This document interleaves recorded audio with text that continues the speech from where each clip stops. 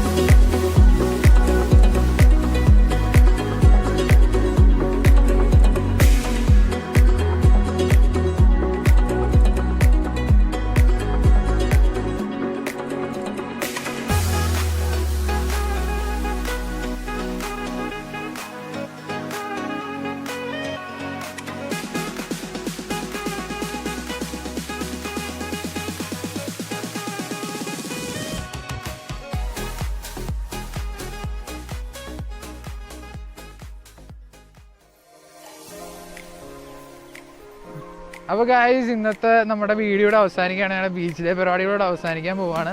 ഞാൻ പറഞ്ഞു തരുന്നു വലിയ ബീച്ച് സെറ്റപ്പ് ഒന്നുമില്ല, നമ്മുടെ നാട്ടിലെ ബീച്ച് പോലെ അത്ര സെറ്റപ്പ് ഒന്നുമില്ല, വലിയ തിരമാല സംഭവങ്ങളൊന്നുമില്ല, ഒരു പേരിനൊരു ബീച്ച് അത്രേ ഉള്ളൂ. അപ്പോൾ ഇന്നത്തെ വീഡിയോയുടെ അവസാനിക്കുകയാണ്. അപ്പോൾ എല്ലാവരും ലൈക്ക് ചെയ്യുക, ഷെയർ ചെയ്യുക, സബ്സ്ക്രൈബൊക്കെ ചെയ്തൊന്ന് സപ്പോർട്ട് ചെയ്യുക. ഇനിയും ചെറിയ ചെറിയ ഉടായ്പ വീഡിയോകളൊക്കെ ആയിട്ട് വരുന്നതായിരിക്കും, ഇങ്ങനത്തെ തട്ടിക്കൂട്ട് വീഡിയോകളൊക്കെ ആയിട്ട് വരുന്നതായിരിക്കും. അപ്പോൾ എല്ലാവരും സബ്സ്ക്രൈബൊക്കെ ചെയ്ത് നല്ല രീതിയിലൊന്ന് സപ്പോർട്ട് ചെയ്യുക. അപ്പോൾ ചിൽ ദെൻ ഇനിയും അടുത്ത വീഡിയോ ആയിട്ട് വരുന്നത് വരെ ബൈ.